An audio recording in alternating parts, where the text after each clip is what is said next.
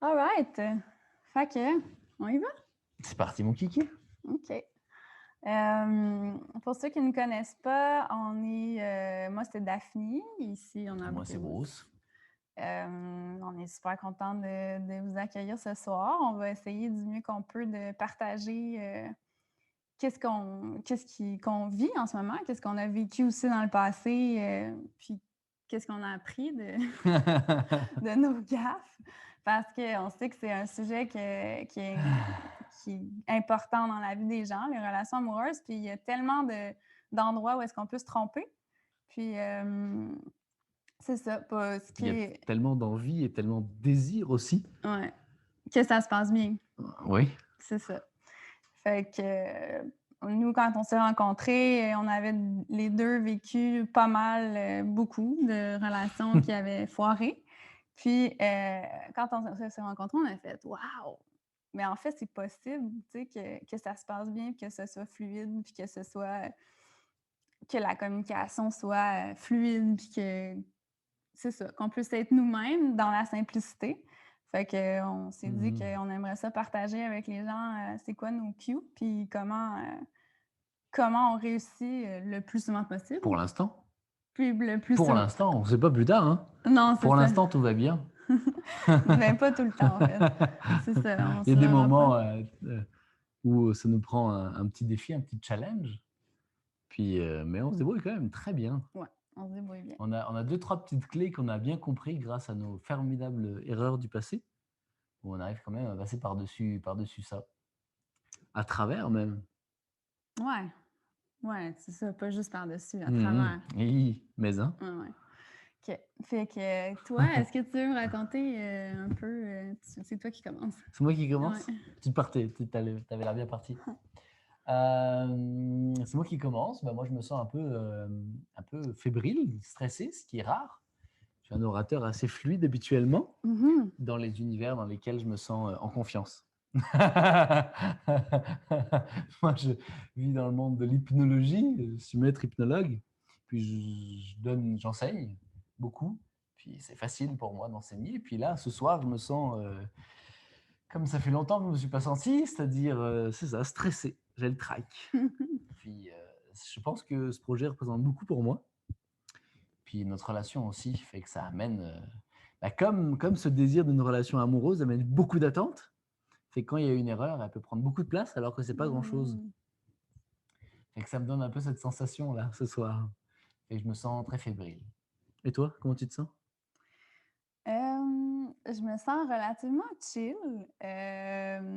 Tantôt, j'étais stressée parce que pour les mêmes raisons que toi, mais là, je suis assise ici puis je me dis, en fait, mon intention, c'était vraiment, moi, ce que j'avais en tête quand on a mis sur pied ce webinaire-là, c'était vraiment d'être comme ça, dans un divan, puis de partager de façon très authentique et juste naturelle comment ça se passe, puis avec pas d'attente particulière ou pas l'intention, en fait, mon intention, c'est vraiment d'ouvrir l'espoir, en fait, puis en les gens que ça peut bien se passer, une relation, malgré toutes les foirures qu'on a eues avant, puis malgré toutes nos blessures, puis malgré nos petits cacas qu'on a à l'intérieur de nous. Tu sais, comment des fois on amène ça dans nos relations.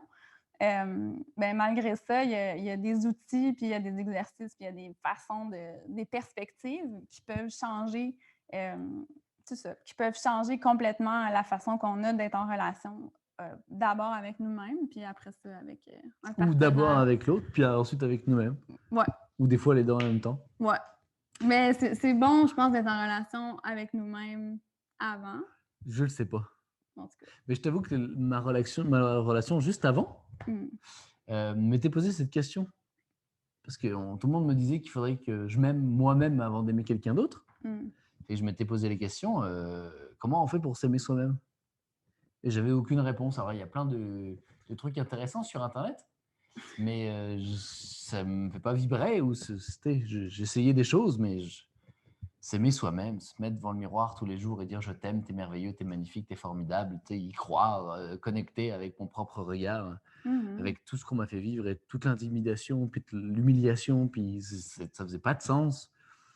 Fait que j'ai posé la question, qu'est-ce qui se passe si je rencontre quelqu'un qui sait déjà s'aimer elle-même? Mmh.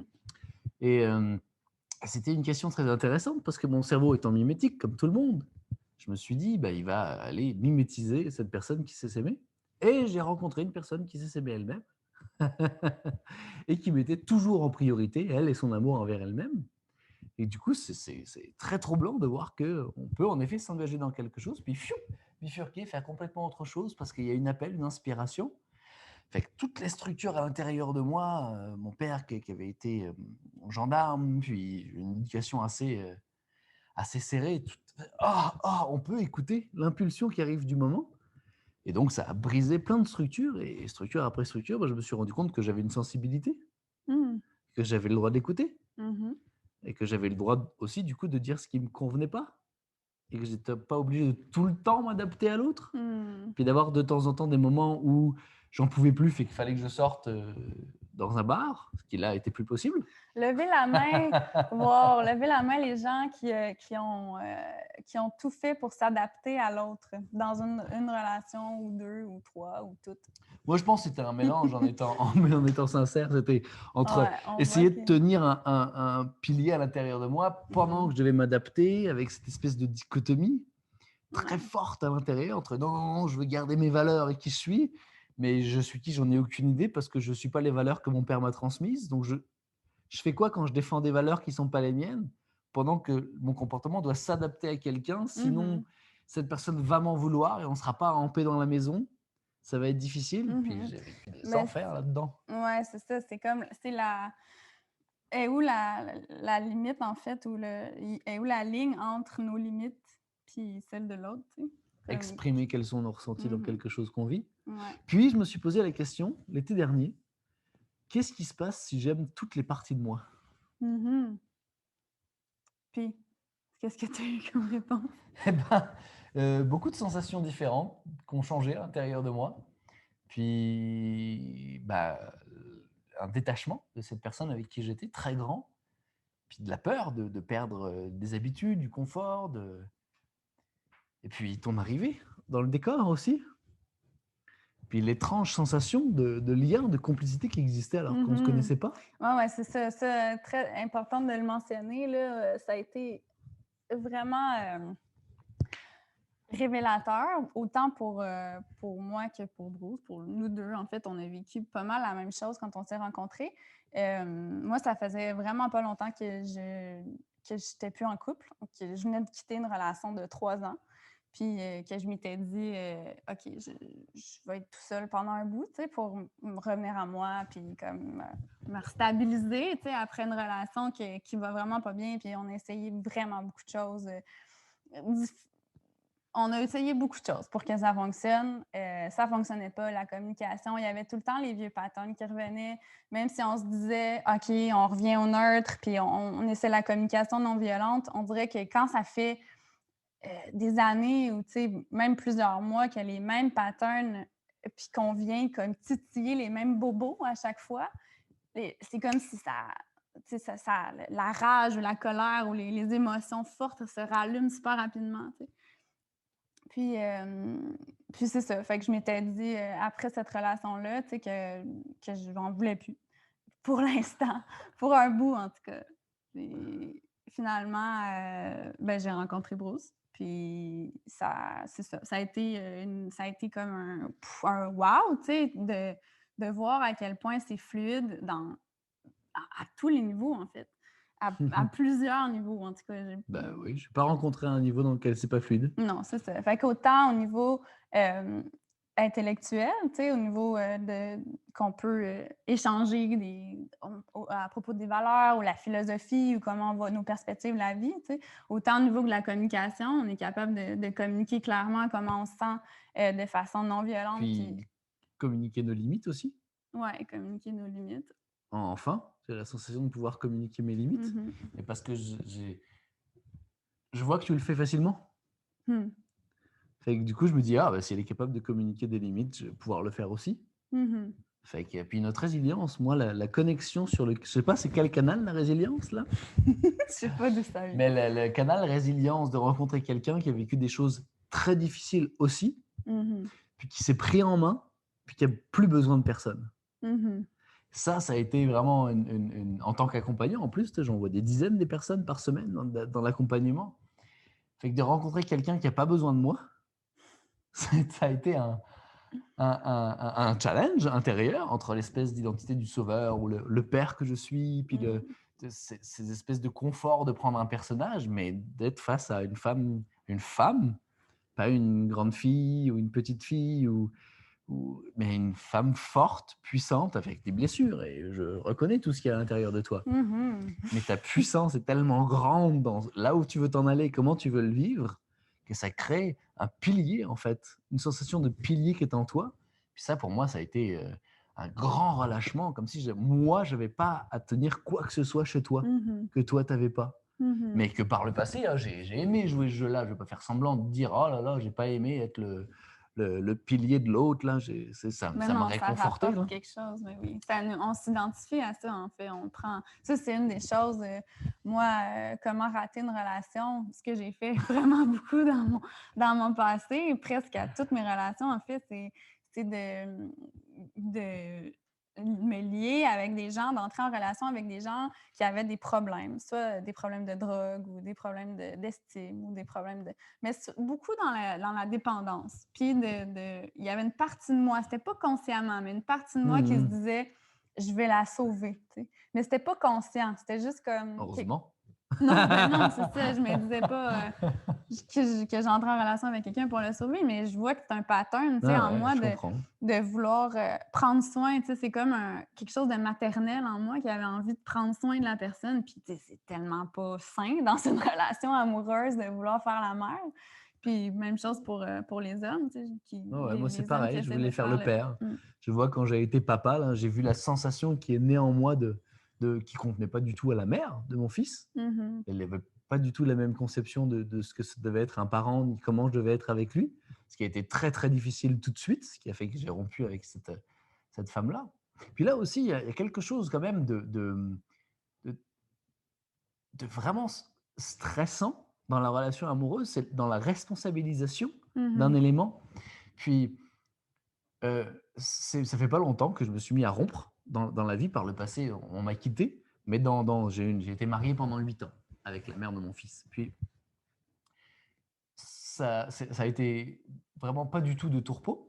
J'ai trouvé ça, de ma perspective, particulièrement difficile, très, très intense, avec beaucoup d'adaptation, beaucoup d'efforts, de longue haleine. Puis finalement, de prendre le courage de quitter quelqu'un, Mhm. alors, j'étais vu comme quelqu'un d'horrible, Mhm. vraiment. Elle venait d'avoir un enfant, mais ça. Il y a des perspectives, il y a deux perspectives dans une histoire, il y en a même beaucoup d'autres encore. Et dans cette perspective, moi, je souffrais beaucoup trop. J'avais pas envie d'imposer cette souffrance à qui que ce soit. Puis quand les patterns sont tout le temps en train de revenir plusieurs fois par jour, tous les jours depuis des mois, à un moment donné, il y a quelqu'un qui va rentrer, si tu peux. Il y a une sensation à l'intérieur de moi d'une prise de courage, en fait. Mhm. Cette prise de courage, quand tu crées dans une certaine vision une victime, puis toi, tu es devenu le bourreau, Ouais, ouais. parce que tu as le courage de rompre avec quelqu'un, ça a été comme extrêmement difficile d'être face à ce pouvoir qu'on me donnait, d'être Mhm. soi-disant un bourreau. Puis ce qui s'est passé en quittant la personne juste avant toi, parce que tu es arrivé dans ma vie. Alors, c'est pas que parce que tu es arrivé dans ma vie, parce que ça a été finalement la reconnaissance, encore une fois, en rentrant dans une structure d'habitude, de ne pas observer, d'être un homme, de ne pas observer une sensibilité à l'intérieur de moi qui me montrait bien que des choses n'allaient pas. Puis elle n'est pas Mhm. du tout, puis j'avais pas du tout envie de vivre ça. Mhm. Fait que de devoir être un homme, parce que en face, il n'y a pas de tenue, il n'y a pas de yang, il n'y a pas de force ou d'une autre façon. C'était vraiment comme déboussolant, puis de prendre le lead, de dire j'ai plus envie d'être avec toi. J'ai trouvé ça tellement difficile, Mhm. Ouais, tellement, parce que tellement ça vient dur. avec la responsabilité de. Prendre la responsabilité puis de ramener dans la communication le plus sainement possible que c'est pas juste parce que j'ai rencontré une autre femme, Mhm. c'est parce que j'ai rencontré, oui, une femme. Et cette femme-là me montre qu'on a le droit d'être sensible, puis qu'on a le droit d'être fort et sensible dans la même personne. Mhm. On n'est pas obligé dans la relation de couple d'avoir une personne forte et une personne sensible, Puis des fois, ça switch, parce qu'il y a un équilibre de pont communicant, de vase communicant. Fou, fou. On a l'air d'être tout le temps fort et sensible l'un et l'autre. Puis quand je t'ai rencontré, pour moi, ça a été une révélation que il existe des femmes fortes, solides, puis qui ont le droit d'être sensibles en même temps, dans le même moment. Ouais, ben ouais, moi aussi, ça a été quelque chose de gros quand même, de laisser tomber tous mes systèmes de défense. Tu sais, ben, toutes. Il y en a encore, là, il y a encore des petits mécanismes en place qui réémergent dans certaines situations, mais que je suis capable beaucoup plus d'observer avec la distance parce que, justement, à cause de la confiance que j'ai en toi, en nous, tu sais, en notre façon de communiquer, puis justement d'être responsable l'un l'autre de comment on se sent, puis d'être capable d'avoir une vision claire de nous, tu sais, de comment on fonctionne intérieurement, puis justement de nos systèmes de défense, tu sais, en pouvant les identifier déjà. Moi, je sais que des fois, je suis impatiente, tu sais, ou moi, je sais que... Des fois? Des fois. Ou je le sais que dans certaines situations, quand que je me sens blessée, je me referme comme une huître, tu sais, puis je peux rester... je veux dire, dans le passé, ça pouvait durer des jours. J'aime beaucoup les huîtres et j'en ai ouvert des milliers. Du coup, il y a quelque chose Mais qui pénètre avec facilement. la force, quand on ouvre une huître de force, on la tue, hein, juste pour Mais oui, pardon, mon amour. Fait que c'est C'était mieux pas d'y une aller belle avec image. amour. C'est ça, tu sais, que je me ferme comme une huître, puis dans le passé, tu sais, je pouvais me fermer pendant des jours, tu sais, ça pouvait durer, puis je m'en rendais même pas compte, en fait. Ça faisait tellement partie de mon système que pouvais me fermer pendant des jours, puis être comme dans le mode de je boude, là, tu sais, puis comme, parle-moi pas, j'ai pas envie de te parler, tu sais, fermée aux émotions, je ressentais plus, en fait, mon corps, tu sais, Puis, plus les émotions. dans cette attitude-là, moi, ce qui se passe à l'intérieur de moi, c'est que moi, je n'accepte pas cette façon de fonctionner. Je ne peux pas l'accepter. Fait qu'il y a quelque chose à Fait que là, l'intérieur une de moi. chicane. C'est une blague. Non, dans le sens où moi, j'ai beaucoup de sensibilité, puis j'ai dû paraître fort en tant qu'homme, c'est sûr.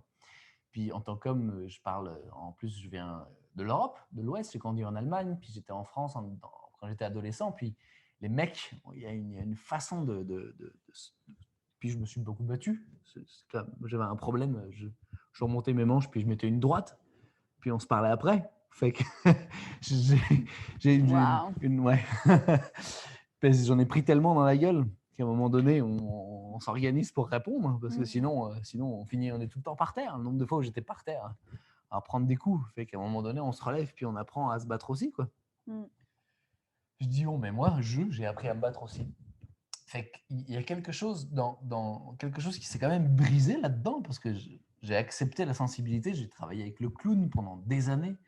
Fait que lorsque je sens que quelque chose qui est important pour moi, là, en l'occurrence, quand je l'ai rencontré, c'était la parentalité en tant que père, puis que je vois que c'est plus fluide et ça ne connecte pas, il y a un système créatif de résilience en moi, tellement ça a été dur, qui fait non, il faut trouver une solution parce que je ne supporterai plus la souffrance.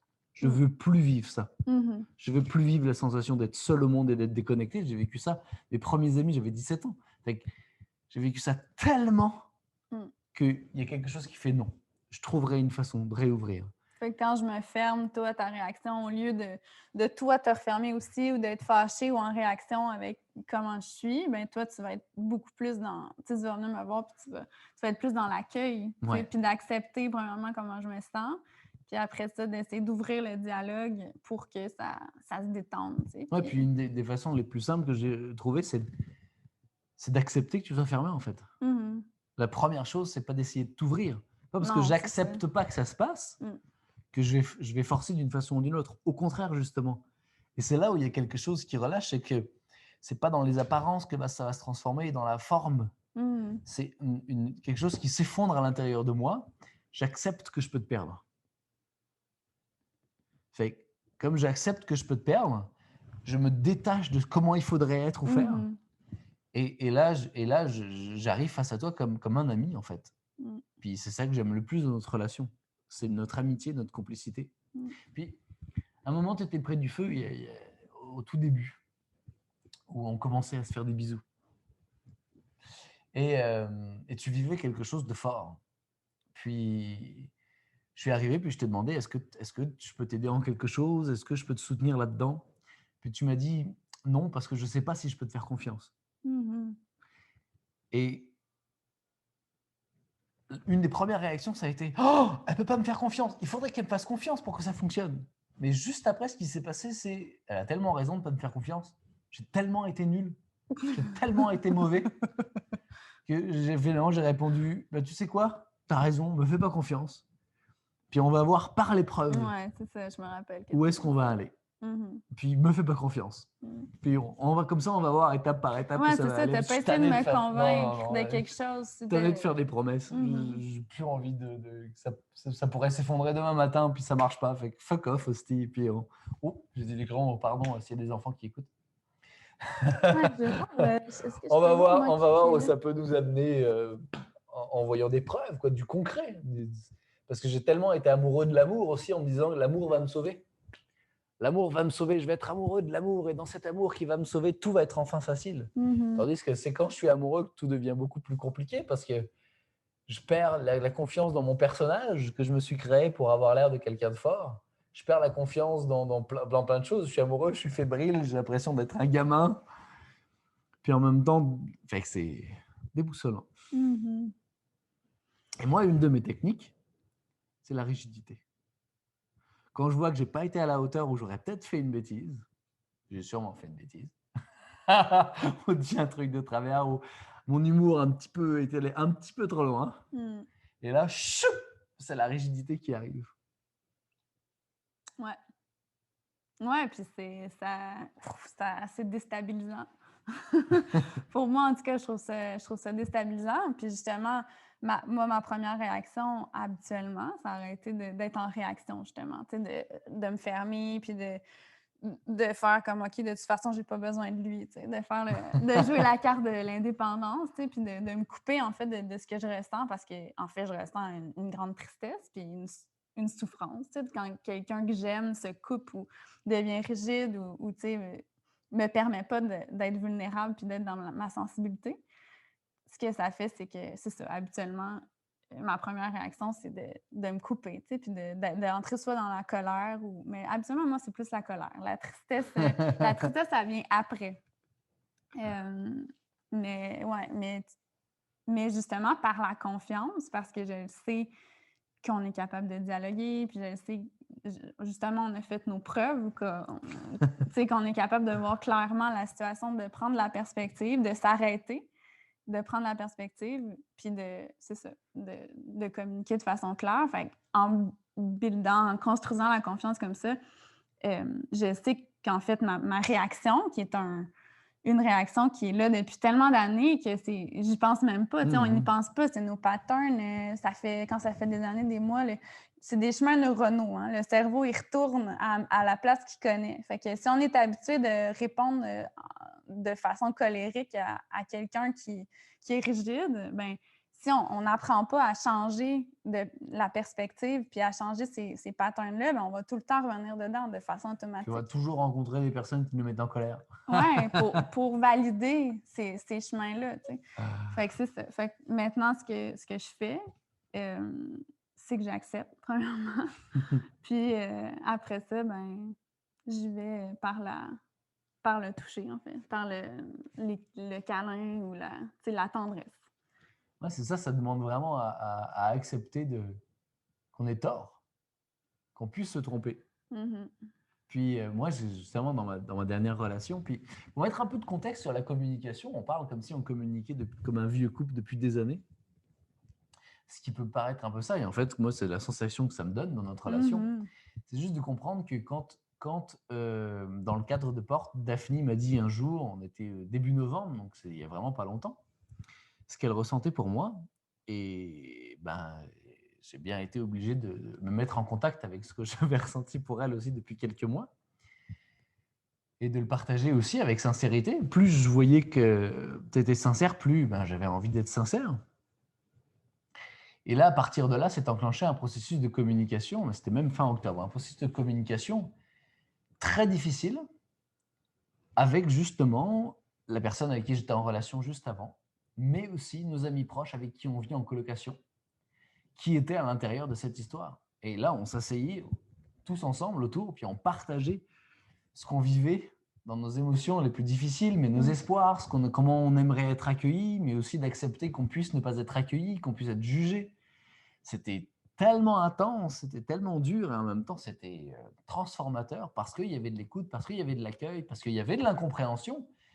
Mais cette incompréhension était clairement expliquée, ce qu'on ne comprenait pas, mais c'était tellement sain à travers ce qui était difficile pendant des semaines, plusieurs fois par semaine, qu'il y a quelque chose dans la confiance qui s'est très vite bâti, en fait. Parce que toi, tu avais envie d'écouter ce mec avec qui tu étais, qui a fait des réactions qui étaient très fortes dans sa manière de protéger sa propriété, son espace, sa femelle. C'était vraiment comme « what ?»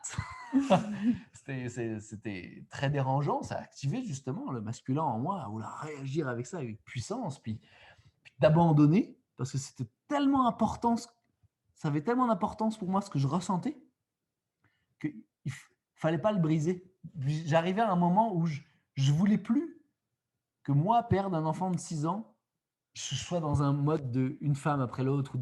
Il y a quelque chose où j'étais quand même épuisé de la relation dans laquelle j'étais, avec les relations, les trucs émotifs explosifs, puis invivables. J'étais épuisé de ça. J'étais dans un tellement grand épuisement, puis toi aussi, je crois, que c'était quand même repartir de zéro chaque moment, chaque communication. Puis ça, tu te rappelles comment tout changeait en quelques heures et tout pouvait s'effondrer à n'importe quel moment pendant des semaines. On a bâti une communication de confiance et de sincérité dans une grande sensibilité dans ces premières semaines de rencontre. Fait que ça a été tout de suite une grande complicité, quelque chose de très fort aussi qui a été partagé avec nos amis. Une rencontre d'une famille en fait qui s'est écoutée, puis à un moment donné, vraiment, encore une fois, la capacité à me rendre coupable, de dire écoute, je veux plus cette relation à la personne avec qui j'étais avant, puis c'est clair pour moi, je sais ce que j'ai envie d'avoir, de vivre, de vibrer.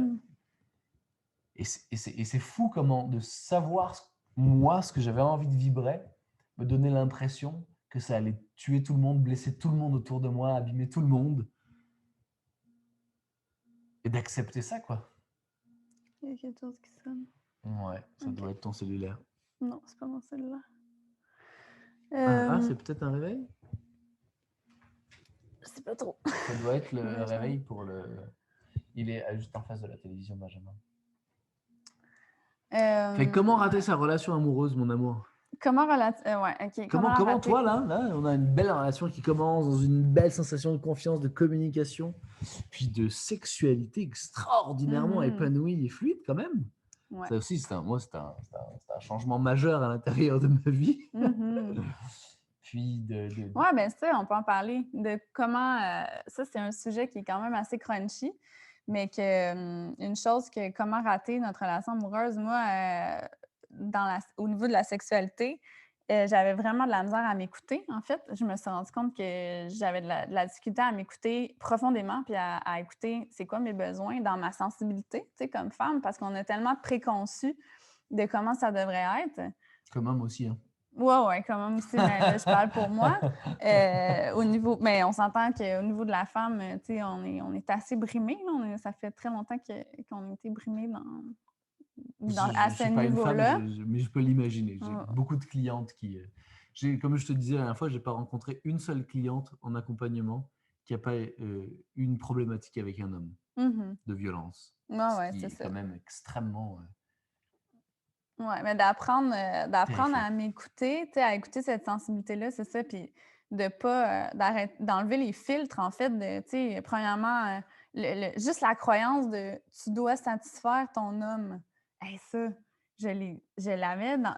Puis c'est pas moi ça vient pas de moi, c'est quelque chose que j'ai dans mes gènes. Je veux dire, nos grands-mères, nos arrière-grand-mères, c'était ça le standard, tu sais. C'est partie de la religion aussi. C'est ça, puis je me suis fait dire par les hommes ça aussi, tu sais, tu dois, si toi, t'as pas de libido, puis t'as pas si toi, ça te tente pas de faire l'amour, pendant une semaine ou 2, ben, il faut que tu il faut quand même que tu satisfasses ton homme, tu sais? Puis c'était comme OK, tu sais, fait que d'aller contre notre volonté, d'aller contre ma volonté, tu sais, puis de ne pas écouter qu'est-ce que mon corps me dit parce que je crois ma morale, tu sais, il y a quelque chose à l'extérieur de moi qui me dit: «Non, mais fais-le quand même parce que c'est ça qu'il faut que tu fasses», tu sais? Mais ça, je veux dire, je sais que je suis vraiment pas la seule, à Ouais. faire ça. Mais ouais, tu sais, il y a ça, il y a les croyances, mais il y a aussi juste, tu sais, mettons les scénarios sexuels classiques, tu sais, comment ça devrait se passer, au lit. Il y a toute l'histoire de la performance, de l'orgasme, tu sais, il faut avoir un orgasme à tout prix, il faut performer, il faut avoir l'air de ça, il faut avoir l'air cochonne, tu sais, tous les concepts qu'on a de comment il faut, ça fait que ça bloque, en fait, toute la sensibilité, tu sais, tout ce que notre corps a envie de ressentir à Ouais, ce l'écoute de ce qui moment-là. est en train de se passer parce qu'on est dans Mmh, la projection de ce qui devrait se passer c'est et comment ça, ça va se passer. Ouais, ouais. exactement. Moi, un des premiers livres que j'ai lu sur le sujet, c'est mon père qui me l'avait donné. J'avais 16 ans. Ma première relation sexuelle, je l'ai eue tard, et tant mieux d'ailleurs. Ça s'appelait le Bréviaire arabe de l'amour. Et dans les premières pages, il disait que l'homme, s'il a joué avant la femme, doit tout mettre en œuvre pour qu'elle ait un orgasme aussi.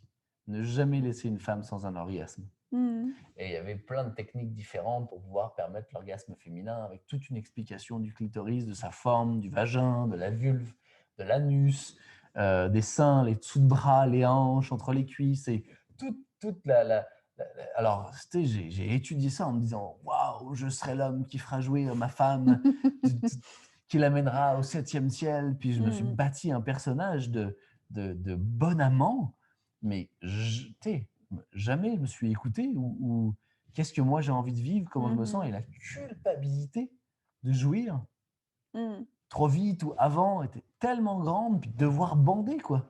Il faut que tu es un homme, il faut que tu bandes, il faut que tu bandes dur, puis il faut que tu bandes gros, il faut que tu bandes long, il faut que tu prouves ta puissance avec un membre qui c'est comme, hey, what the fuck, man? As-tu le Mmh. droit de, De juste être nous, tu sais, dans le d'être. moment, Ouais, puis c'est de ça, voir dans ce qu'est-ce qu'on qui est en train monte. de vivre. Puis c'est comme. C'est un mensonge qu'on s'est raconté, l'homme et la femme, ben peinturé. On a ben mis de la couleur là-dedans. Ah ouais. Et finalement, on s'est pas rendu compte que c'était un tableau, puis derrière le tableau, il y avait le paysage, et que toutes les couleurs étaient déjà dans le paysage. Mmh. Ouais, ça, c'est un gros sujet, là, la sexualité. Tu sais, comment, ouais, c'est ça. Je pense que surtout les femmes, tu sais, mais je pense que ça arrive aussi chez les hommes, mais les femmes, souvent, ça va varier, tu sais, on est des êtres cycliques, tu sais, qui fonctionnent, avec un cycle de 28 jours, plus ou moins 28 jours. Puis là-dedans, ben, il y a des variations dans la libido, dans les hormones, dans tout ça. Fait que, tu sais, on n'est pas, biologiquement faites pour être tout le temps à on, tu sais. Je veux dire, ça arrive, il y en a des femmes, je sais qu'il y en a des femmes qui sont tout le temps à on, puis tant mieux. Mais il y a aussi, des femmes qui suivent un cycle, puis que ça leur tente pas nécessairement tout le temps, tu sais. Puis que aussi nous, on fonctionne beaucoup par l'humeur. Fait que, tu sais, pour un homme, ça va être plus facile d'être excité, à n'importe quoi, tu sais, avec un petit juste, une petite tentation ou un sourire, ou tu sais, pour la femme, ça va on va builder, tu sais, Ouais, ça dépend souvent quel ça. type d'excitation aussi. Ouais, ouais, mais pour la femme, généralement, ça va prendre d'être connecté, tu sais, d'être, entier, en fait, d'être, Mhm. autant là, dans notre esprit, dans notre corps, dans notre cœur, tu sais, que notre cœur soit ouvert, qu'on soit en amour, qu'on soit wow, tu sais, dans une situation confortable, qu'on se sente en sécurité, tu sais, pour que ça s'ouvre, puis que là, vraiment, notre corps soit prêt à Ouais, au-delà de la à recevoir. superficialité. Oui, Il y a ben quelque chose oui. de toujours superficiel, autant chez l'homme que chez la femme, auquel on a toujours accès, mais dans notre relation à tous les deux, ce qui est profondément impressionnant, c'est la profondeur de la connexion. Mmh. Fait que juste comment par le regard, ou par la présence, ou le fait d'ouvrir à la vulnérabilité la plus profonde dans le moment, c'est comme si toute la sensibilité s'ouvre, puis on a le temps, Mmh. puis on n'est pas obligé de jouir, puis on a le temps. Mmh. Puis ça devient un moment de caresse, de complicité, de présence, qui peut aller dans bien d'autres perspectives aussi, et tant mieux. Mmh. Mais c'est relâché complètement. Puis mais c'est pas comme si on avait eu à construire, peut-être quand on écoute le livre audio sur le tantra ou les livres que j'ai lus. C'est comme si la première fois qu'on a connecté ensemble, on était déjà ailleurs.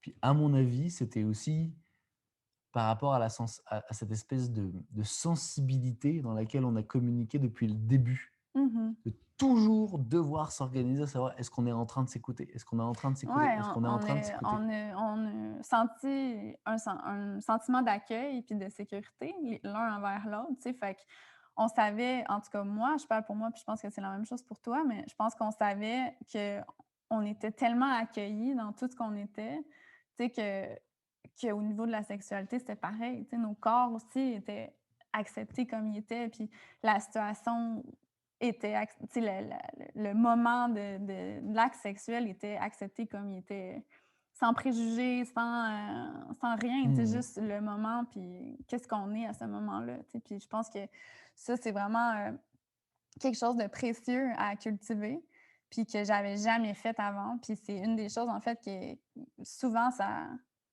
c'est que quand on s'écoute plus, ben, il y a des choses qui se ferment, tu sais, à l'intérieur de nous, notre corps. Il y a des mécanismes de défense quand on va contre sa volonté ou quand on n'écoute pas notre sensibilité, il y a des choses qui se ferment dans c'est ça, nos mécanismes de défense. Inconsciemment, on s'en rend pas tout le temps compte. Puis là, ça peut envenimer la situation parce que là, on perd notre libido, on perd l'envie d'être avec notre partenaire, on perd l'envie de des fois, on se sent comme repoussé, d'une façon étrange, tu sais, pourquoi quand il est dans la pièce, j'ai vraiment pas envie d'être à côté de lui, tu sais? C'est toutes des choses qui s'accumulent au fil des années, au fil des mois, parce Et qu'on comment s'écoute rater sa pas. relation amoureuse? C'est t'écoutes pas, toi et tes besoins. Ouais, exactement. Tip top.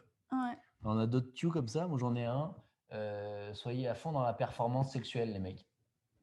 Ça rate bien une relation amoureuse. Ça, c'est très bien. Ben, ça aussi, ça fait partie de pas s'écouter. Ouais, ouais, Mmh. absolument. Alors, qu'est-ce qu'on a d'autre dans rater sa relation amoureuse d'efficace? Moi, je dirais, n'exprimez jamais votre sensibilité. Ne pleurez pas dans les bras de votre femme en jouissant trop vite, parce que c'était trop bon. Essayez de sauver votre partenaire. Essa Oui. c'est très ça, c'est Faites un très bon. effort pour trouver une solution parce qu'elle a un problème. Mmh. Ou moi aussi, ce que j'ai fait beaucoup, c'est essayer de parce que je suis une personne, sensible premièrement, puis qui a facilement de l'empathie. Fait que je ressens beaucoup qu'est-ce que l'autre ressent. Fait que souvent, hem, je prenais toute la charge en fait, de la responsabilité. Fait que, tu sais, si la personne se sent comme ça, mais ça doit être parce que moi, j'ai fait quelque chose de pas correct, tu sais. Donc, prenez les choses personnelles. Ouais, prenez les choses personnelles, puis prenez j'aime pas ça de ça, mais La prenez responsabilité. la responsabilité de l'autre, tu sais, Ouais, ouais. de dire: «OK», c'est ça, de C'est prendre toute moi qui la suis charge. responsable de cette personne. Ouais, c'est moi qui est responsable de cette personne, puis si moi je change ma façon d'être, mais là, la relation va bien aller, tu sais. Parce que en étant responsable de l'autre, ce qui est bien, c'est que tu te sens coupable, qu'ils se sentent mal. Du coup, tu le fais sentir coupable, qu'ils se sentent mal parce que tu ne trouves pas la solution, qu'ils se sentent mieux. Du coup, tout le monde se sent Ouais, coupable. quelque chose de même. Ouais. Les placards claquent plus fort dans la cuisine. Mmh. Les souffles se font plus forts aussi à l'intérieur. Ouais, ouais, Le les ton de voix soupirs. change. Ah, les soupirs. Ah, mon Dieu. Quelle Ouais, puis tu horreur. sais, Ah. la responsabilité, moi, ça a été loin, là. J'ai été, tu sais, j'ai vécu de la violence conjugale, puis, tu sais, des affaires, vraiment intenses où est-ce que, tu sais, le syndrome de la femme battue, je sais pas si c'est un syndrome, mais en tout cas, la tendance qu'on a de recevoir de la violence, mais de penser que c'est notre faute, tu sais. Mhm. Puis moi, j'étais tellement convaincue, mais non, j'étais pas une victime, tu sais, j'ai jamais été une victime dans ma vie, puis je le serai jamais. Mais en fait, je l'étais, puis je m'en rendais pas compte, tu sais, parce que je me disais: «Ah, mais si je change, tu sais, ça doit être un de mes comportements qui fait que ça Ouais, amène de la ouais. violence», tu sais, fait que ça peut aller loin, la prise de responsabilité Puis, de l'autre. la violence, ben, il y a physique, morale, puis parler, mais aussi la violence de l'émotion.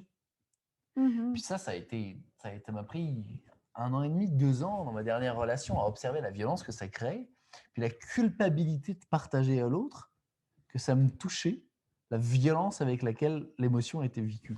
Puis c'était pas des pleurs, de quelqu'un qui va pas bien puis qui a besoin d'aide. C'était des effondrements émotifs d'une telle intensité, que j'étais complètement désemparé. Puis pourtant, j'en ai vu des choses, tu sais, j'en ai dans des situations compliquées. Puis de tellement pas savoir comment faire, puis d'essayer puis fou, ça switch, ça va tout de suite mieux, puis il n'y a rien à faire, puis d'être spectateur de ce phénomène, puis un jour de comprendre, dire écoute, tu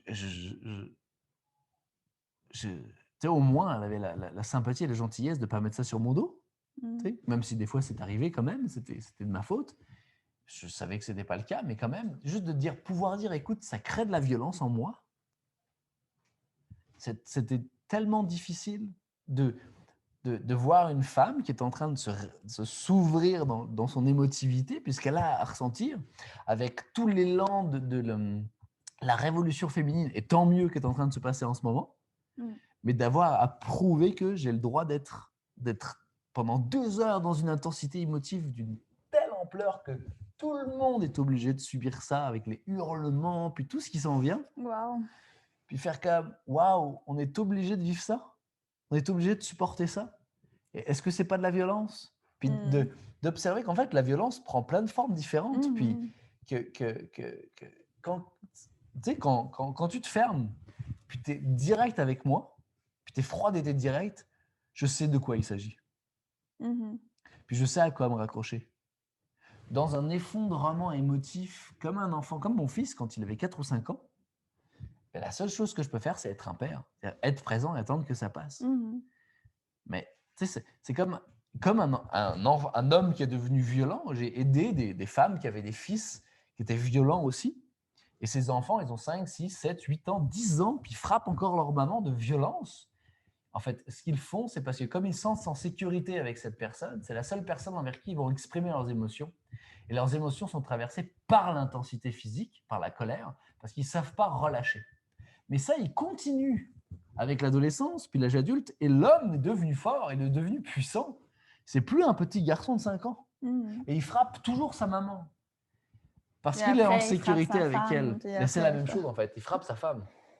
Parce qu'il frappe sa maman.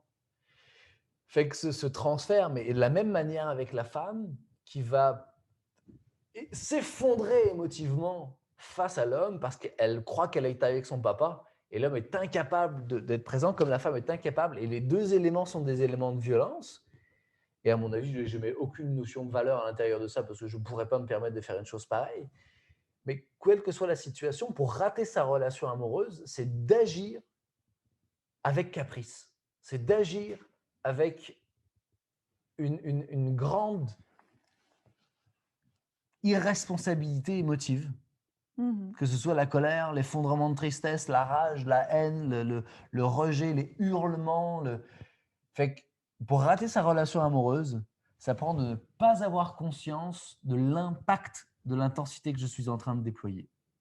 Ouais. Puis ça, moi, j'ai été très bon aussi dans l'impact de mon intensité. Hein. J'ai pété mes coches, j'ai brisé des murs avec mes poings. Et faire comme mes... Après, pourquoi j'ai fait ça? Ça n'a aucun sens. J'avais un point à prouver, mais ce point-là n'était même pas à moi, tu sais. C'est un truc que j'ai entendu quand j'avais 17 ou 18 ans, où c'est un gars qui m'en a parlé dans un parc à 25 ans, puis je prends cette valeur comme si c'était la mienne. Donc, pour rater votre relation amoureuse, défendez vos valeurs. Oui, ça aussi. On aimerait ça vous entendre, en fait.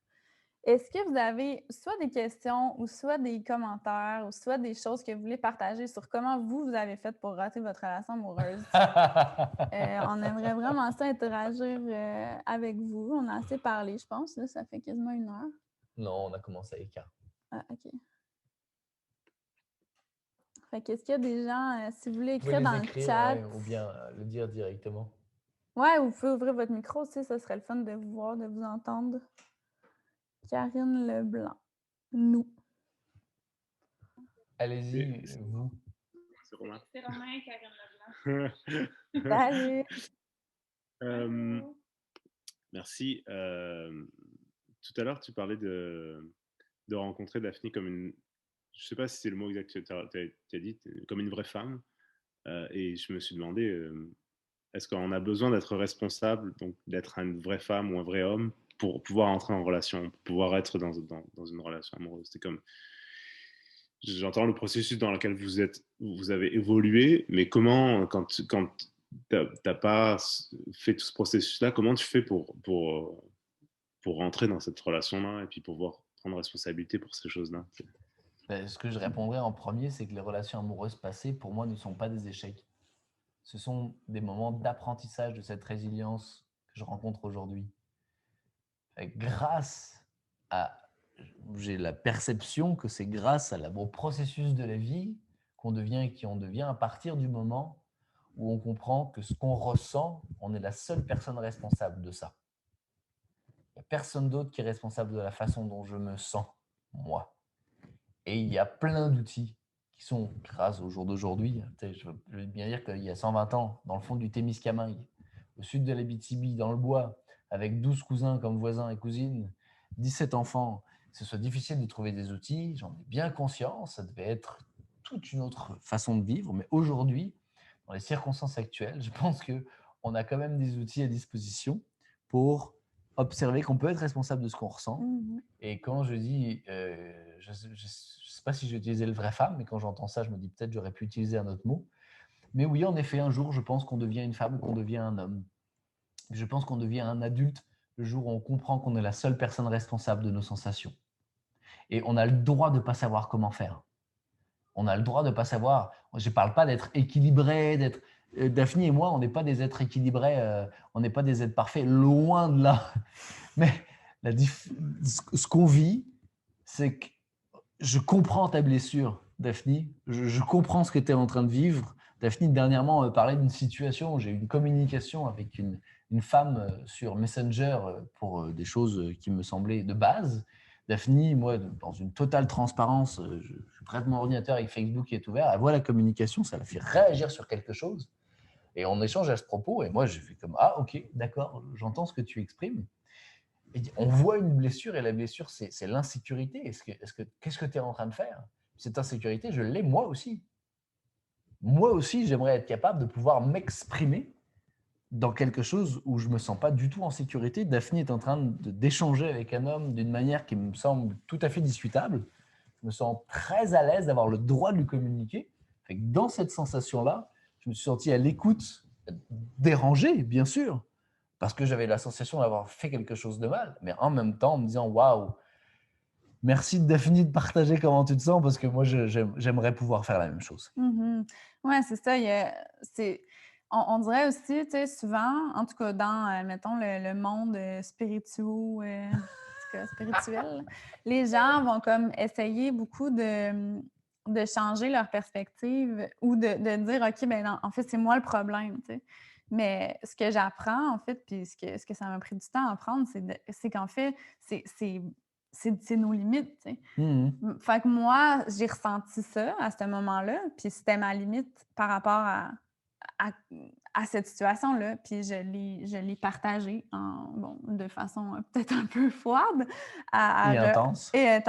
À refaire, tu sais, c'est ça, on s'en parle, puis après ça, on change nos façons de communiquer pour que ça soit plus de façon non violente, en fait, de dire comment moi je me sens, puis non que c'est ta faute, mais juste comment moi je réagis par rapport à ça. Fait qu'il y a des façons de partager nos limites, puis nos sensations par rapport à différentes situations, puis d'être accueilli, mais c'est sûr qu'il faut que ça soit, idéalement, c'est fait de façon non violente. Puis, Une des choses pour revenir à la question en particulier sur le vrai femme ou vrai homme, c'est la capacité à tout perdre. De ne pas essayer de m'attacher à quelque chose que je devrais vivre d'une façon ou d'une autre. C'est sûr que dans le monde dans lequel j'évolue, la communication, j'ai un diplôme en communication interpersonnelle, ça fait partie de mon univers. Fait que j'ai des structures de façon, j'ai un professeur avec qui je travaille depuis 5 ou 6 ans qui est un expert en communication. Je vois ses courriels, et puis je suis comme waouh. En même temps, c'est très froid, c'est très distant, c'est très. Fait que je trouve que ça manque de quelque chose d'humain. Fait que je suis avec Daphne dans ce moment-là, puis moi, ce que je me dis, si je suis un vrai homme, je suis capable de tout perdre. C'est ça que je me dis. Fait que non pas pour fuir en me disant « Oh non, j'ai plus rien à faire là », parce que ça, je l'ai fait par le passé, mais rester présent, respirer dans mes sensations les plus difficiles, puis faire « Ok, j'ai peut-être fait une bêtise, puis je suis capable de tout perdre. » Mhm. Puis à ce moment-là, ça m'amène une très grande humilité en fait. Puis j'écoute Daphné avec les yeux grands ouverts en disant ok d'accord, qu'est-ce que je peux faire pour t'aider? Qu'est-ce qu'on peut faire pour avancer ensemble? Mhm. Puis moi, ça m'aide énormément. Voilà, donc comment rater votre relation amoureuse? Attachez-vous à comment vous voulez voir que les choses se passent. Puis pour répondre à la question de Romain, Euh, je peux me sentir avec une vraie femme, avec Daphne, parce qu'elle sait clairement exprimer ses limites et que ses limites sont discutables. fait que c'est comme ça parce que c'est la vérité absolue, puis que c'est ça, puis c'est tout. Tu sais, moi, je me sens comme ça, mais je suis quand même ouverte à ce que je suis quand même ouverte au fait que c'est juste ma perspective, puis que moi, je me sens comme ça, mais que peut-être qu'une autre personne se sentirait différemment, tu sais, par rapport à la situation. Fait que c'est juste d'en discuter, puis de voir il est où c'est pas un compromis, en fait, c'est une entente. Tu sais. Absolument, c'est Une là où tout le monde compréhension. est d'accord en fait. La compréhension qu'on a toutes des blessures, qu'il n'y a personne de parfait, puis que quand on fait juste ouvrir la communication, en fait, c'est fluide. Ça peut être fluide, puis on peut respecter les limites l'un de l'autre, mais en gardant une communication ouverte et claire. C'est sûr que c'est pas ce soir qu'on va vous dire comment puis tu sais, je dis vraie femme, c'est pas ce que je crois du tout, hein. Mais c'est la sensation en fait que Daphne, avec la résilience et à faire face aux hommes auxquels elle a fait face, avec autant de bêtises qu'ils ont eues et autant de fermeté, autant que j'ai moi-même eu par le passé, alors jamais avec de la violence, bien sûr, j'ai jamais été un homme violent avec une femme, et heureusement, mais j'ai été dans la fuite, j'ai été dans le recroquevillement envers moi-même, puis ça aussi, ce sont à mon avis des formes de violence, puis de non-écoute, puis de non-respect. Fait que là, c'est d'être capable de déstructurer mon être, d'être face à Daphne, faire comme ouf, elle pourrait me déstructurer, m'anéantir en un instant, mais je l'accepte, je l'accueille, puis me rappeler les moments dans lesquels on connecte ensemble, puis respirer dans la sensation de ces moments où on connecte ensemble. Mm. Et faire confiance. J'ai observé que Daphne est capable de communiquer les choses avec humilité. Peut-être l'humilité. Alors, pour répondre à ta question, résilience et humilité. Et responsabilité. Et Prendre responsabilité de nos sensations. Oui, absolument. Est-ce qu'il y a une autre question?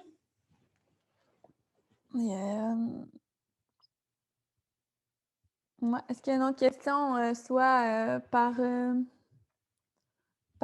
chat ou par voyons, audio, si ça vous tente?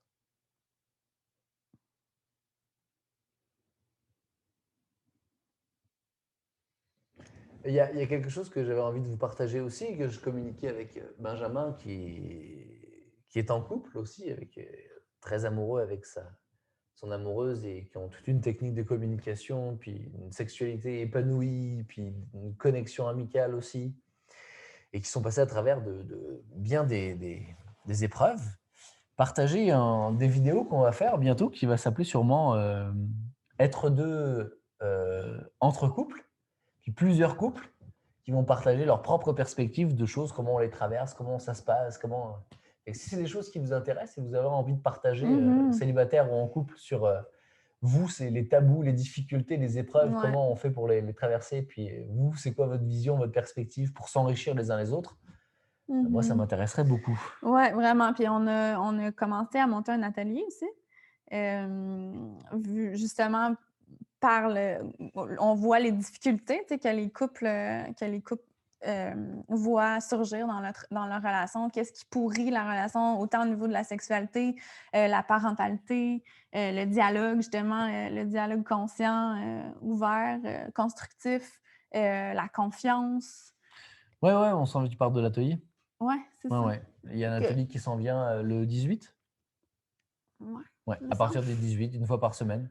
Puis oui, la construction de bases solides à l'intérieur de ces 5 piliers, du dialogue, de la confiance, de la parentalité, de la sexualité, puis d'une sincérité, en fait, de comment on s'écoute.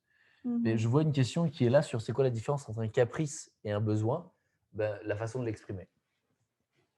Oui, en fait, c'est la même chose. Est-ce qu'on agit comme un enfant de 5 ans ou est-ce qu'on agit comme un adulte qui a le droit de ressentir ce qu'un enfant de 5 ans ressent? Voilà. Fait que j'ai le droit de me sentir très sensible, vulnérable. Moi, le nombre de fois où je pleure avec Daphne, alors que je pleurais pas avec qu'une femme avant, parce que je ne voyais pas de retour dans la responsabilisation, parce que c'est bien beau de prendre responsabilité, mais si c'est reste nous qui sommes tout le temps responsables, à un moment donné, l'estime, elle s'effondre. Je me dis, mais en fait, je suis une merde, puis je suis bon à rien, mais pourquoi je suis là? Qu'est-ce qui se passe? Ça marche pas, quoi. Toujours se remettre en question, mais de rencontrer quelqu'un qui se met en question aussi, qu'on est capable en adulte de dire, non, non, c'est bon, respire, on fait des erreurs, on a des défauts, c'est correct, on s'entraide, puis en même temps de dire, et j'ai cette sensibilité, moi-même d'un autre côté, parce qu'on a parlé d'une situation dans laquelle c'est venu te chercher toi. Moi, j'ai une autre situation qui est venue me chercher moi, dans une connexion qu'il y a eu avec ton ex, puis ton fils et ton ex, où moi, j'ai quelque chose qui me troublait à l'intérieur de moi, me dire, oui, mais tu sais, j'ai pas à dire comment est-ce que Daphne doit éduquer son enfant, ou j'ai pas à, tu sais, tout ça m'interdisait de dire parce que je croyais que ce que j'avais exprimé, c'était un caprice. Mais en fait, c'était une limite claire. Je ressentais une sensation de dire, écoute, je comprends que ton ex, il a vécu pendant 3 ans avec ton fils. Je suis en train de bâtir une relation avec lui, mon fils, ton fils, puis moi, en tant que nouveau père dans sa réalité. Je ne ressens pas que ce soit ça à l'intérieur de moi, dans mes sensations, que ton fils passe autant de temps avec ce gars-là et qui, tu sais, il y a quelque chose qui est bizarre et je ne savais pas comment l'exprimer. Je n'avais pas de mots pour exprimer une sensation qui disait je me sens mal à l'aise en fait. Je me sens mal à l'aise. Est-ce qu'on peut en parler? Fait que, dans la forme, j'essayais de trouver des solutions parce que je ne savais pas comment l'exprimer. Mais finalement, après une demi-heure de jazette, où tu m'accueillais, où tu étais présente, où tu posais des vraies questions sur comment je me sentais, ben, en fait, je me sens mal à l'aise. Puis je ne me sens pas Puis agréable tu as d'être le mal à droit de te l'aise. sentir mal à l'aise. Exactement, j'ai le droit de me sentir mal à l'aise. Fait que voilà la différence entre un caprice. Il n'y en a pas. et C'est la limite, façon de le communiquer. c'est la façon en de fait. le communiquer. La façon dont on va en parler. Puis en fait, je pense que est-ce qu'on fait confiance à l'autre? Moi, j'avais pas confiance dans l'autre parce que je me suis tellement fait ramasser qu'il fallait que j'arrive avec une forme déjà prête. Parce que l'autre n'allait pas m'accueillir, pas m'accepter, n'allait pas être assez fort pour accueillir ma sensibilité. Puis de voir quelqu'un qui paraît très fort, ben c'est comme, ok, je te fais confiance, Daphne, vas-y, file-moi un coup de main, là, je me sens vraiment pas bien, puis j'ai besoin de toi.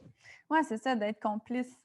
D'être complice puis d'être allié. Ça, c'est une chose que moi, une erreur que j'ai faite souvent dans mes relations, c'est que, ben, une erreur ou juste un sentiment que ça devenait mon ennemi, en fait. Aussitôt qu'il y avait un conflit, on devenait ennemi. Il y avait quelque chose en moi qui était comme, OK, cette personne-là, elle te fait du mal, fait que coupe-toi puis fais tout seul.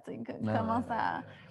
Fait que c'est ça, fait que de savoir que, peu importe ce qui arrive, de ne pas regarder, en fait, de regarder le problème ensemble, puis d'être alliés dans. C'est des problèmes que tout le monde a, des problèmes humains, toutes des blessures qui se reproduisent de personne en personne parce qu'on est humain, puis on vit tout relativement le même genre de problème, on s'entend, de différentes façons d'en faire, mais on s'entend qu'on vit tous les mêmes malheurs, pas mal. Fait que, tu sais, de savoir, juste de prendre ça en compte, OK, ben je sais que tu n'essaies pas de me faire du mal, c'est juste que c'est toi qui as mal en ce moment. Fait que comment est-ce qu'on peut tous les deux regarder le problème, puis... Est-ce qu'on peut se faire confiance pour avancer ensemble et arrêter d'essayer de chacun trouver une solution et croire que ma solution sera meilleure que la tienne meilleure que la mienne, puis de se battre là-dedans, mais de dire est-ce qu'on se fait confiance à comprendre qu'on ne sait pas tout, puis qu'on peut trouver... Tu sais, quand on commence à dialoguer ensemble, les solutions ne sont pas déjà là. Moi, je ne savais pas lire avant de savoir lire. Je ne savais pas marcher avant de savoir marcher. Il a fallu que je me lève et que je tombe. Fait que dans mon dialogue que je vais enclencher avec toi, je ne saurais pas où je vais. Mais si je le prends mal, puis je commence à lever la voix, là, c'est perdu, quoi. Ouais, Non, l'émotion monte, les je systèmes de m'excuse, défense. je reviens, puis je le sais pas, en fait. Tu sais. D'avouer que je le sais pas comment faire. D'avouer que je ne sais pas comment faire, ça fait vraiment du bien, en fait. Heureusement qu'on ne sait pas comment faire. Ça fait des milliards d'années que la vie, elle évolue. Puis j'ai 34 ans. Come on, man. Il y en a bien des choses que je ne sais pas. Ça, c'est vrai.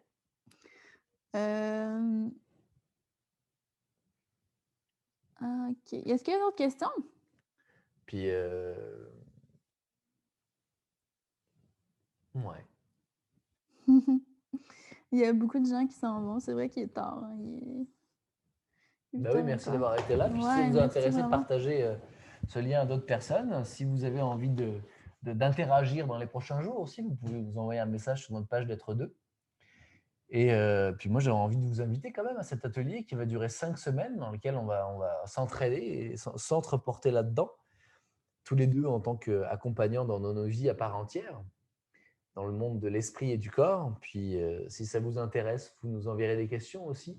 Si vous avez envie d'y participer avec des amis ou des connaissances dans l'univers OK, on fait comment pour avoir des bases solides, pour trouver des outils très concrets qui ont des résultats rapides dans la communication, dans la confiance. Moi, je dirais surtout ce qui m'aide le plus, c'est la sincérité en fait, parce que je me suis beaucoup menti, énormément. Je Ouais, me je suis pense qu'on mis le des fait tous. illusions en avant en me disant non, non, mais ça doit se passer comme ça, ou je dois être fort, ou je dois être faible, ou je dois paraître ceci, ou c'est le moment de faire. Et juste revenir à la sincérité de je le sais pas, puis j'y arrive pas. Waouh! Ben, la sincérité de ce qui se passe à l'intérieur de nous à ce moment-là. Des fois, on se lève le matin, puis on se sent comme un cul, puis on a le droit de se sentir comme un cul. Puis... Ben moi, j'aimerais bien me sentir comme ton cul. Parce que c'est une Pas perfection sûr! de l'univers. Ça dépend à quel moment. OK. Est-ce que vous avez des questions? C'est quoi les problèmes que vous avez rencontrés dans vos couples que peut-être que vous aimeriez partager? On va en parler aussi dans l'atelier de la sexualité. Oui, ça, oui, c'est oui. quand même Oui, parce que c'est un très pilier. intéressant. Il n'y aura pas en pratique, on ne vous fera pas de vidéo de présentation. Ah, OK. J'avais pas catché. Mais si vous avez des commentaires, vous aussi, ce sera un plaisir de vous écouter. Romain, tu as des commentaires? J'avais une question, en fait, tu sais, vous parlez de l'atelier, puis je me demande, est-ce que vous allez offrir des outils concrets, des trucs concrets pour pouvoir gérer les mères? Clairement, le monde de l'auto-hypnose, le monde de la permaculture humaine aussi, je pense qu'il y a des choses intéressantes, à savoir qui je suis, quelle est mon essence, puis comment ça peut prendre place dans le couple. Ça peut être très enrichissant. Il y a aussi le dialogue, bien sûr, la communication, puis il y a tout le monde en tant que femme de la sexualité, comment s'écouter, en tant qu'homme aussi. C'est très intéressant d'aller voir ça, puis comment on apprend à connecter ensemble sincèrement et vraiment. Oui, c'est ça. Puis pour chaque sujet, il y a des exercices pratiques, puis la respiration. des outils. Ouais. Des méditations, des techniques de recentrage, des techniques de... Vivre une émotion. Être frustré, avoir le droit d'être frustré, puis le vivre concrètement et sainement, ça ressemble à quoi? Ça, moi, ça m'a énormément aidé. Avoir le droit d'être en tabarnak, puis pas en faire, puis personne n'en subisse les conséquences. Comment on a des outils concrets comme ça? Ça libère. Oui, fait que c'est autant, c'est ça, c'est autant théorique, autant des perspectives qu'il y a des outils puis des exercices concrets qui vont être présentés. Est-ce que ça répond à ta question? Oui, mais il y en a une autre aussi. Alors, on vous écoute? Je trouvais ça intéressant quand vous parliez de l'effondrement émotionnel qui pouvait être, si j'ai bien compris que ça peut à la fois être une forme de violence, mais versus un moment où est-ce qu'on a le droit d'être envahi par une émotion. On dirait que c'est difficile un peu de voir la différence entre quand est-ce que ça peut devenir quelque chose de violent versus quand est-ce que c'est quelque chose qu'on peut accueillir puis juste avoir le droit d'exprimer. Je sais pas on peut toujours accueillir. Toujours. Même ce qui est violent, on l'accueille. Effondrement.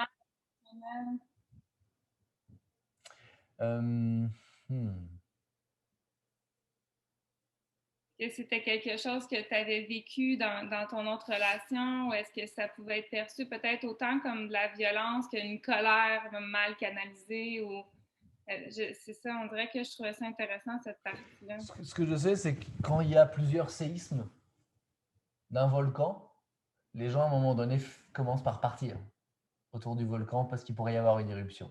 Oui, c'est ça. Mais je pense que toi, ta situation était assez intense. Là. Généralement, en tout cas, moi, j'ai jamais entendu ce genre d'histoire-là avant. Fait, je pense que quand c'est... témoin. Oui. Mais je pense que quand c'est fait, je veux dire, s'il y a des éruptions à tous les jours, là, il y a peut-être un problème sous-jacent à aller vérifier. Il y a de l'aide à aller chercher. Il y À a un de l'aide moment à aller donné, dans le chercher. couple, tu es comme, OK, est-ce que tu veux de l'aide? Puis c'est pas aux personnes du couple de s'aider l'un l'autre tout le temps, là. Est-ce que tu veux de l'aide? Est-ce que tu veux de la ressource? Comme il y a des psychologues, il y a des psychothérapeutes, il y a des hypnologues, il y a des sophrologues, il y a des gens qui sont spécialisés au niveau des émotions, l'acupuncture, la médecine normale aussi. Des fois, ça prend des médicaments. Moi, je suis tout à fait conscient dans les moments de ma vie, si je n'avais pas eu de médicaments, la souffrance, moi, en l'occurrence, pour moi, c'était physique, aurait été insupportable, mais la souffrance mentale ou émotionnelle est tout aussi insupportable, sinon plus. Fait qu'il y a du support à aller chercher. Puis c'est pas au conjoint ou à la conjointe d'amener ce support-là. Il y a une présence à garder, bien sûr, mais on n'a pas à se retourner vers le conjoint, la conjointe et mettre toute la responsabilité sur la personne. Non, c'est ça. Je pense qu'au niveau, tu sais, oui, on peut vivre qu'est-ce qu'on a à vivre, mais en gardant notre pôle de responsabilité. Tu sais, c'est pas à la personne, c'est pas à l'autre personne de régler notre problème ou de régler nos sensations. Tu sais, oui, on a le droit de l'exprimer puis on a le droit de se sentir comme on se sent, mais c'est nous qui sommes responsables de comment on se sent aussi, tu sais, de pas mettre la charge sur l'autre, en fait. Je pense Et que c'est pas, oui, de faire de notre mieux, mais ça va arriver. Puis ça a le droit d'arriver aussi. C'est de revenir là-dessus, puis de prendre conscience de ce qui s'est passé, puis de le réinventer, en reparler, réimaginer ça ensemble. Puis ça aussi, on va en parler dans l'atelier. On va voir comment on fait pour réimaginer une situation, pour changer une perspective à l'intérieur de notre inconscient. Sinon, l'inconscient, il va se défendre de cette violence-là. Puis ce qui se passe à un moment donné, quand on accumule des expériences qui nous rendent mal à l'aise, c'est que notre cerveau, il fonctionne pour survivre. C'est sûr qu'à un moment donné, il va falloir trouver autre chose ailleurs. Ça peut être des films, ça peut être de la drogue, ça peut être de l'alcool. Quand je parle de drogue, je parle de café, d'alcool, de tabac. Je ne parle pas de drogue forcément ou de médicaments qui sont… tout ça aide pendant un certain temps pour pallier quelque chose, mais à long terme, c'est dégradant pour tous les systèmes. Et puis, savoir comment c'est de la violence. Vois comment ton corps réagit à l'impact émotif que tu as laissé te faire submerger. C'est même pas l'autre, c'est toi. Quand ça fait 20 minutes que tu es en colère et que tu n'arrives pas à désenclencher, ça va prendre une journée entière à ton corps pour améliorer la situation dans ton propre équilibre. En effet, il y a de l'aide à aller chercher, il y a du support à aller trouver. Puis là, on va en parler, puis on va donner des outils concrets. Comment on fait pour vivre l'effondrement de la tristesse? Comment on fait pour vivre l'exclamation de la colère? Comment on fait pour traverser une frustration concrètement? Puis ça marche très bien. Puis après, il y a ce qu'on ne peut pas gérer. Et ce qu'on ne peut pas gérer, eh ben, il y a des gens outillés pour ça, qui vont vous aider en psychologie, en psychiatrie, et puis dans cet univers-là. Fait qu'on accueille toujours ce qui nous traverse, du mieux qu'on peut. Et il va y avoir de la violence dans la vie, donc ça ne sert à rien de s'en protéger. Mais comment on en prend responsabilité au fur et à mesure en avançant? Il y a No. Merci, Karine. Est-ce que ça répondait à ta question? Oui, vraiment, j'aime Merci. beaucoup ça. C'est intéressant, merci. Cool, merci. Il y a No qui s'en allait, qui dit « Merci de vos bons conseils. Je suis apeurée d'être plus près de la séparation que d'une bonne communication. Je commence à trop me respecter pour endurer la violence verbale incessante. Au plaisir de voir plus d'infos. » Ouais, hein. Ouais, je pense La que ça violence arrive verbale, beaucoup. la violence, qu'est-ce que ça sous-entend? La violence verbale? Je comprends pas ta question. Toi, quand tu étais violente verbalement avec ton ex, qu'est-ce que tu essayais d'exprimer? Ben, en fait, c'est l'incapacité. Moi, ce qui faisait que j'avais de la violence dans la façon. Puis de la violence, je veux même pas dire. Je veux dire, oui, c'est arrivé aux insultes et tout, mais il y a beaucoup de choses qui viennent avant ça, là, juste la passivité, d'être passif-agressif ou de la façon de communiquer. Mais je pense que ce qui sous-tendait ça, c'était souvent l'impression d'être incomprise, puis de ne pas être capable d'être entendue, d'être écoutée, puis de ça, et le fait de moi de pas m'écouter, en fait. Il y a un phénomène de résonance, mais donc ça pourrait être désenclenché en trouvant le mieux qu'on peut, nous, de notre côté. parce que moi aussi j'en ai eu de la violence verbale, puis intensément, puis dans la rage ou la haine avec la mère de mon fils, puis c'était invivable, c'était insoutenable à supporter. Puis c'est, ok, qu'est-ce que tu essayes de me dire? Tu essayes de me dire que tu as mal, que tu es épuisé, puis que tu veux de l'aide. Puis essayer de faire de notre mieux, puis quand ça revient, puis ça revient, puis ça revient, à un moment donné, bien sûr, peut-être retourner la personne vers d'autres aides, ce que moi j'ai fait. Dans l'environnement dans lequel on était, il y aurait pu avoir de l'aide.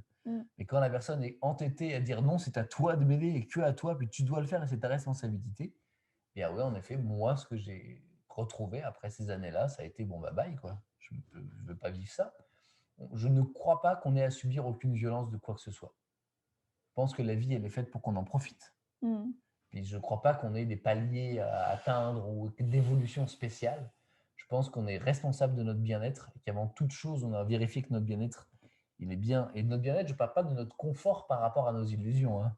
Je parle d'un bien-être sain à l'intérieur de nous, d'un jardin qu'on a cultivé, mais ça aussi, ça pourrait être une très longue discussion. Puis, c'est juste à un moment donné, en effet, de dire non, ça, je ne l'accepte pas. Puis ça, c'est un acte d'amour. C'est un grand acte d'amour que de dire à quelqu'un, je n'accepte plus. Je t'aime trop pour que j'accepte que tu souffres encore comme ça en ma présence. Et que tu te sentes incompris, puis que tu te sentes... Ça prend beaucoup d'humilité et une très grande conscience de soi pour faire ce genre de mais c'est ça aussi l'idée de l'atelier qu'on amène. C'est des petits trucs qui vont permettre cette notion-là aussi. Moi, le jour où je passais le balai dans la yourte au Témiscamingue, puis j'ai pris conscience de ça, c'est comme stop, je peux plus nous faire souffrir comme ça, je veux plus que tu nous fasses souffrir comme ça. La seule solution que je vois, c'est de partir loin.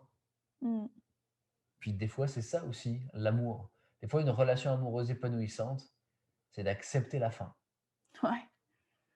Pour revenir dans une relation amoureuse épanouissante à soi-même. Ouais, vraiment. Peut-être que nous aussi, on peut accepter la fin. Ouais, ben oui, je pense qu'il n'y a plus de questions. Ben, c'était vraiment le fun, en tout cas. Ouais, moi j'ai beaucoup aimé ça. Puis là, je vois encore que mon frère est là, puis que je vois pas ta face. Non, il s'est caché. Jordan!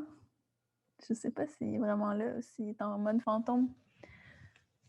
Bon, ben en tout cas, on vous remercie beaucoup d'avoir été là. C'était vraiment le fun. Ouais, merci c'est beau vraiment. de lire vos commentaires aussi.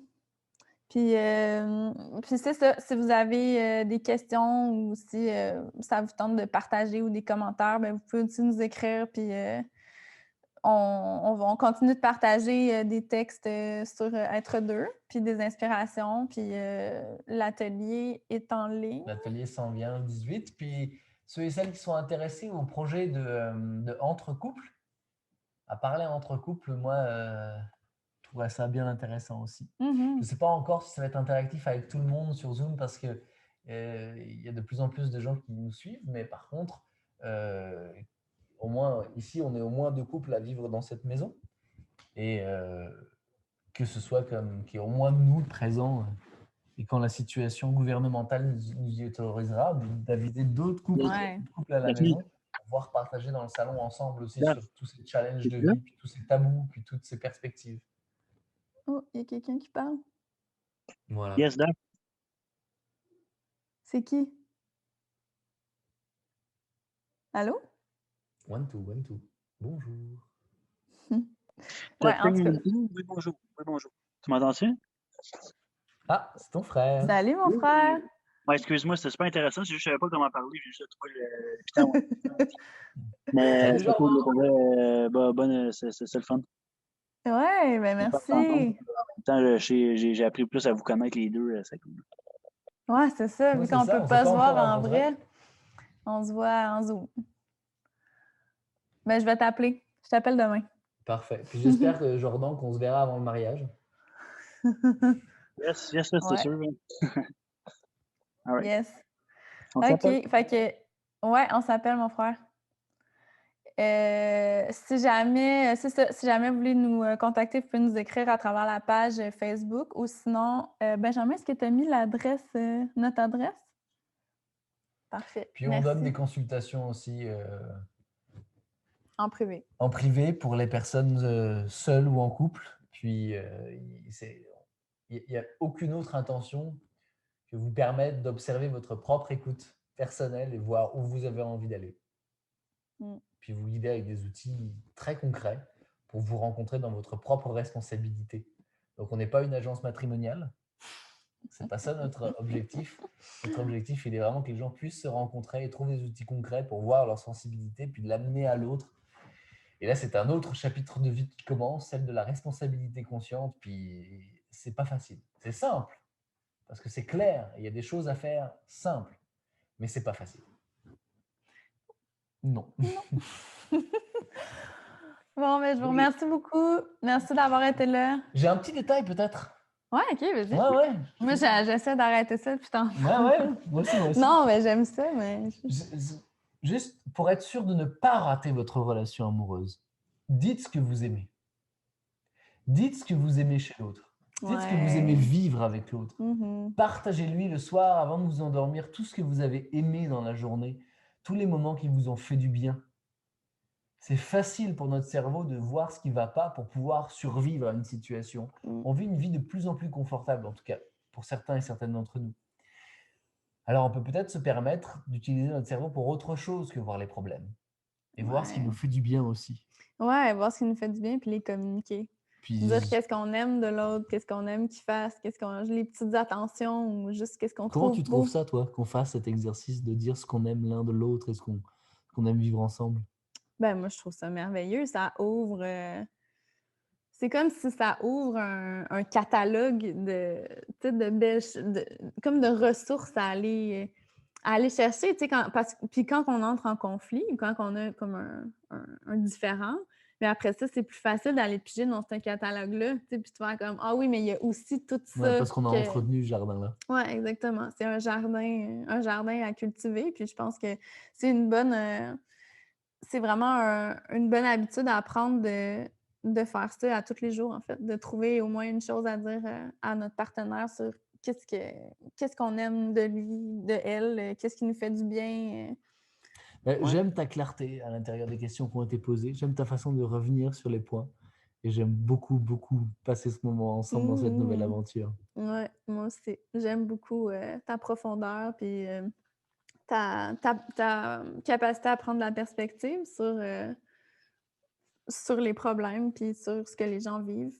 Puis dans ce webinaire-là aussi, je vois la perspective que tu prends, puis je te trouve merveilleux, je te trouve magnifique. Moi aussi, je te trouve magnifique. Et moi, je vous trouve courageux de vous poser les questions que vous vous posez vis-à-vis des relations amoureuses. Puis je vous remercie beaucoup.